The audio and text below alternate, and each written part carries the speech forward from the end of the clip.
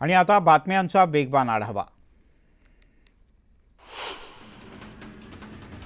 मनोज जरांगे यांची विधानसभेसाठी रणनीती ठरली आहे। जिथे निवडून येईल तिथेच उमेदवार देणार, तर एससी एसटीच्या मतदारसंघात आरक्षणाला पाठिंबा देणाऱ्याला मदत करण्याचं आवाहन जरांगे यांनी केलं आहे। आरक्षणाच्या मागणीला पाठिंबा देऊ हे बॉन्ड पेपरवर लिहून देणाऱ्यालाच निवडून आणायचं, जरांगे यांचं मराठा समाजाला आवाहन। विधानसभा निवडणुकीत महायुती आणि महाविकास आघाडी दोघांचाही कार्यक्रम करायचा आहे।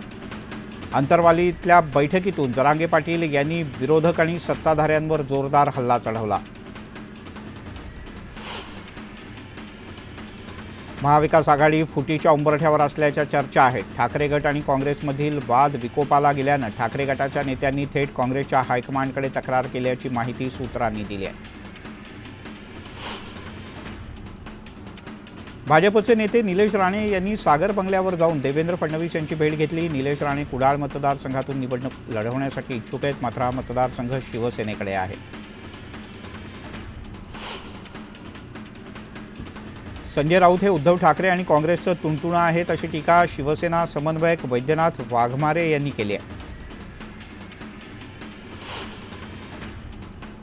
स्नेहलता कोल्हे यांची सध्या भाजपमधल्या पक्षश्रेष्ठींच्याकडून मनधरणी सुरू आहे। विद्यमान आमदार अजित पवार गटाचा असल्यानं येत्या 2 दिवसात कोल्हे आपली भूमिका स्पष्ट करणार आहे।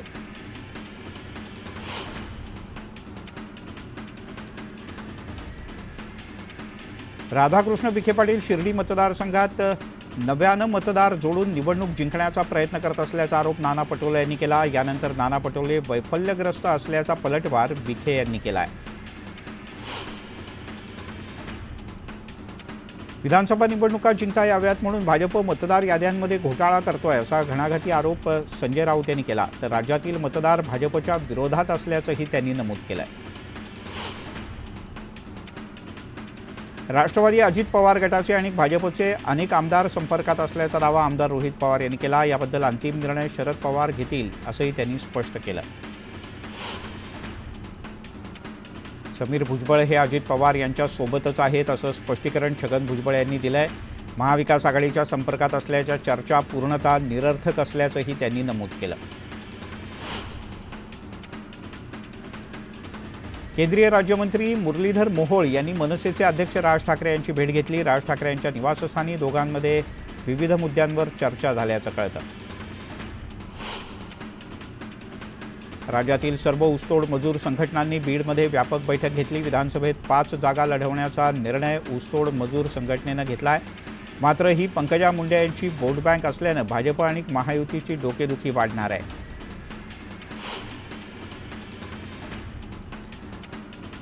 महाराष्ट्रीय पुन्हा महायुतीचं सरकार यावं आणि मागा ठाणे मतदारसंघात प्रकाश सुर्वे यांच्या आमदारकीची हॅट्रिक व्हावी यासाठी महिलांनी साकडं घातलं।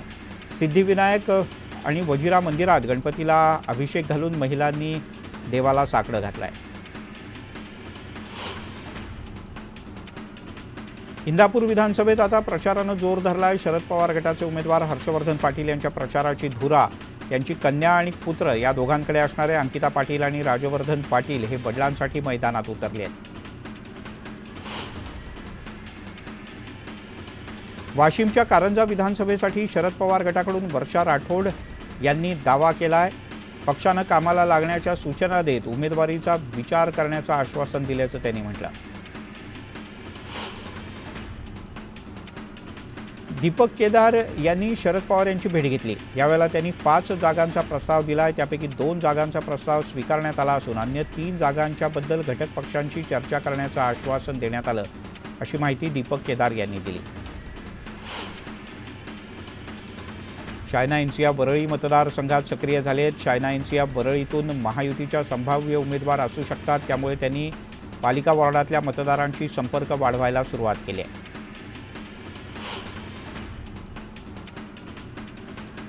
35 वर्षांच्या राजकारणानंतर चिमणराव पाटील यांनी थांबण्याचा निर्णय घेतला आहे। त्यांच्याऐवजी आता त्यांचे चिरंजीव अमोल पाटील विधानसभा निवडणूक लढवणार आहेत। यासाठी शिवसेनेकडे उमेदवारीची मागणी करण्यात आली आहे। अमळनेर विधानसभा मतदारसंघातून भाजपचे माजी आमदार शिरीष चौधरी राष्ट्रवादीच्या अनिल पाटील यांच्या विरोधात अपक्ष निवडणूक लढणार आहेत. गेल्या वेळेला भाजपच्या तिकिटावर लढलो, तो अपघात होता. मात्र मूळ अपक्षच असल्यानं बंडखोरीचा प्रश्नच येत नाही, असं स्पष्टीकरण त्यांनी दिलं आहे.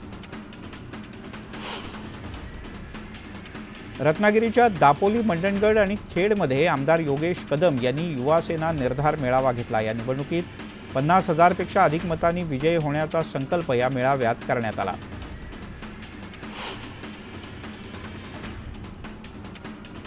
कोथरूडमध्ये मनसेकडून निवडणूक लढवण्यासाठी इच्छुक असलेल्या किशोर शिंदे यांनी प्रचाराची तयारी सुरू केली आहे. त्यामुळे कोथरूडमध्ये शिंदे हेच मनसेचे उमेदवार असतील अशी शक्यता वर्तवली जाते.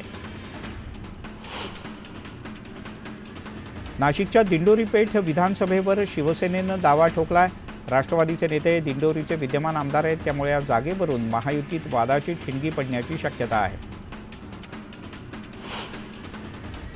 महायुतीतून बाहेर पडल्यानंतर दौंडच्या पाटसमध्ये रासपचा मेळावा सोमवारी आयोजित करण्यात आला होता. यावेळेला महादेव जानकर रासपच्या पहिल्या उमेदवाराची घोषणा करणार आहेत.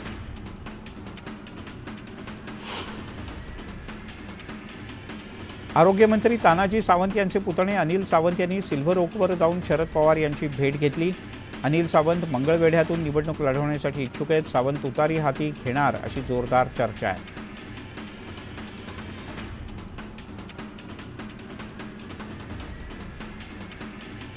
वाशिम आणि दिग्रस येथे डॉक्टर सिद्धार्थ देवळे आणि ॲडव्होकेट सुधाकर देशमुख यांनी त्यांच्या सहकाऱ्यांसह उबाठा पक्षात प्रवेश केला. मशाल मिळाली आणि ती घराघरात पोहोचवली. आता वाशिममध्ये आपला विजय पक्का असा विश्वास उद्धव ठाकरे यांनी व्यक्त केला.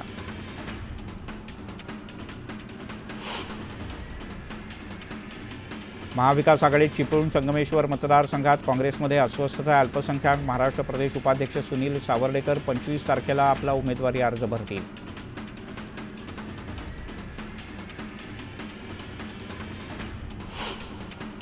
जळगावात स्वामी समर्थ केंद्राच्या अतिक्रमणाच्या कारवाईविरोधात सेवेकऱ्यांनी आंदोलन केलं. राष्ट्रीय महामार्गावर रास्ता रोको करण्यात आला, त्यामुळे मोठ्या प्रमाणात वाहतूक कोंडी झाली होती. जागा वाटपावरून संभाजी ब्रिगेड आणि ठाकरे गटाची युती फुटीच्या उंबरठ्यावर आली आहे. सन्मानपूर्वक जागा न दिल्यास स्वतंत्र निवडणूक लढवण्याचा इशारा संभाजी ब्रिगेडनं दिला आहे.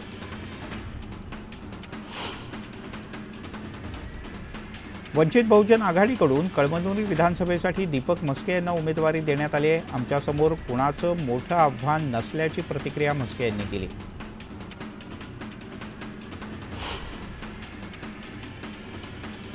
मुंबई गोवा महामार्गावर लोटे परिसरात एसटी आणि कारचा मोठा अपघात झाला. या दोन्ही वाहनांचं नुकसान झालं असून सुदैवानं कोणीही जखमी झालेलं नाही. पालघर मुंबई अहमदाबाद राष्ट्रीय महामार्गावर प्रचंड वाहतूक कोंडी झाली. चारोटी ते सोमटाणे या परिसरात जवळपास 10 किलोमीटरपर्यंत वाहनांच्या लांबच लांब रांगा लागल्या होत्या. वाशिम जिल्ह्यामध्ये यंदा शेतकऱ्यांनी 23,700 एकरवर हळद पिकाची लागवड केली आहे. पीक चांगलं बहरल्यानं शेतकऱ्यांना भरघोस उत्पादनाची अपेक्षा आहे.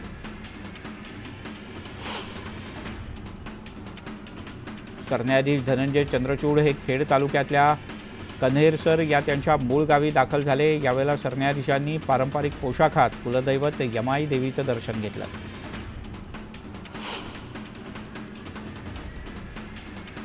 सह्याद्रीच्या कुशीत असलेल्या माळशेज घाट परिसरातल्या थरारक अशा काळू वॉटरफॉलमध्ये पहिल्यांदाच व्हॅली क्रॉसिंगचा थरार रंगला.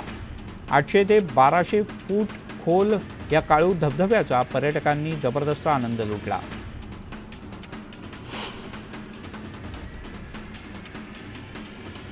दिवाळीच्या स्वागतासाठी लोणावळा नगरी सज्ज झाले. विविध प्रकारचे आकाराचे कंदील बाजारात विक्रीसाठी उपलब्ध झालेत. एका युवकानं बांबूचा वापर करत आकाश कंदील बनवले. याला ग्राहकांची मोठी पसंती मिळते. चंद्रपूरच्या राजुरामध्ये अज्ञात व्यक्तीच्याकडून ऑनलाईन पद्धतीनं मतदारांची नोंदणी करण्यात आली. दरम्यान या प्रकरणाचा योग्य पद्धतीनं तपास करण्याचा आदेश जिल्हाधिकारी विनय गौडा यांनी पोलीस विभागाला दिला आहे. पुण्यात हेल्मेट सक्तीची अंमलबजावणी करण्याचा आदेश रस्ता सुरक्षा समितीचे अध्यक्ष अभय सप्रे यांनी दिला आहे. रस्ते अपघाताच्या संख्येत वाढ होत असल्यानं हा निर्णय घेण्यात आल्याचं ते म्हणाले. नागपुरातील सर्वात उंच इमारत कुकरेजा इन्फिनिटीला विरोध करणारी याचिका नागपूर खंडपीठात दाखल करण्यात आली होती. दरम्यान उच्च न्यायालयानं कुकरेजा इन्फिनिटी याला क्लीन चिट देत याचिका फेटाळून लावली आहे. गोंदियाच्या देवरीतील पुराडा गावात गौण खनिज उत्खनन केलं जात आहे. दरम्यान दगडाच्या ब्लास्टिंगमुळे घरांना हादरे बसत आहेत, त्यामुळे नागरिकांना मोठा त्रास सहन करावा लागतोय. प्रशासन या समस्येकडे दुर्लक्ष करत असल्याचा आरोप ग्रामस्थांनी केला आहे. सरन्यायाधीश धनंजय चंद्रचूड सपत्नीक पारंपरिक पोशाखात त्यांच्या खेडमधल्या मूळ गावी पोहोचले. यावेळी त्यांनी कुलदैवत यमाई देवीचं दर्शन घेतलं आणि ग्रामस्थांसह बातचीत केली. धाराशिवच्या कळंब शहराच्या वाढीव पाणी पुरवठा योजनेला मंजुरी देण्यात आली आहे. या योजनेसाठी 69 कोटी रुपयांची तरतूद करण्यात आली आहे. हरिहरेश्वरमध्ये नशेत असलेल्या पर्यटकांनी हॉटेल मालकाच्या बहिणीला वाहनाच्या खालती चिरडलं. रूमच्या रेटबद्दल विचारणा केल्यानंतर हॉटेल मालकाचा पर्यटकांशी वाद झाला होता. या वादातून ही घटना घडल्याचं कळतं. काही बातम्या पावसाच्या. सिंधुदुर्गमध्ये मुसळधार पावसानं भात पिकांचं मोठं नुकसान झालंय. दरम्यान आमदार वैभव नाईक यांनी नुकसानीची पाहणी करत जिल्हाधिकाऱ्यांना तात्काळ पंचनामे करण्याच्या सूचना दिल्या. अमरावतीत परतीच्या पावसामुळे झालेल्या नुकसानीची यशोमती ठाकूर यांनी पाहणी केली. यावेळेला त्यांनी सरकारवर हल्ला चढवला. गुंड प्रवृत्तीची लोक सत्तेत बसली आहेत असंही त्यांनी ठासून सांगितलं. अमरावती जिल्ह्यामध्ये विजेच्या कडकडाटासह जोरदार पावसानं हजेरी लावली. यावेळेला वीज कोसळल्यानं 2 जण ठार झाले तर 5 महिला जखमी झाले, तर 3 म्हशींसह 12 शेळ्यांचा मृत्यू झालाय. गोदावरीला सलग 6व्यांदा पूर आलाय. त्यामुळे गोदावरी नदीला आलेल्या पुरात कार सुद्धा अडकले. मागच्या 2 ते 3 दिवसांपासून सुरू असलेल्या मुसळधार पावसामुळे नाशिक जिल्ह्यातल्या अनेक नद्यांना पूर आला आहे.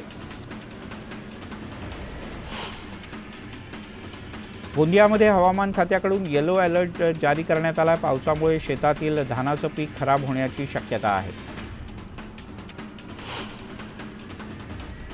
जालन्यामध्ये परतीच्या पावसानं थैमान घातलंय. मुसळधार पावसामुळे कापूस आणि सोयाबीनचं अतोनात नुकसान झालंय. शासनानं पंचनामे करून तात्काळ मदत द्यावी अशी शेतकऱ्यांची मागणी आहे. अंबरनाथ मुरबाडमध्ये परतीच्या पावसानं भात शेतीचं मोठं नुकसान झाल्याचं समोर आलंय. शासनानं तात्काळ ओला दुष्काळ जाहीर करावा अशी स्थानिक शेतकऱ्यांची मागणी आहे.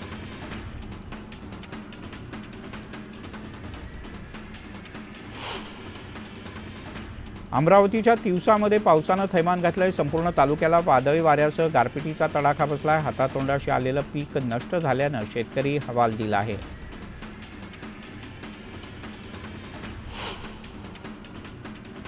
बुलेटिनमध्ये घेऊयात एक छोटासा ब्रेक. ब्रेकनंतर बातम्यांचा वेगवान आढावा.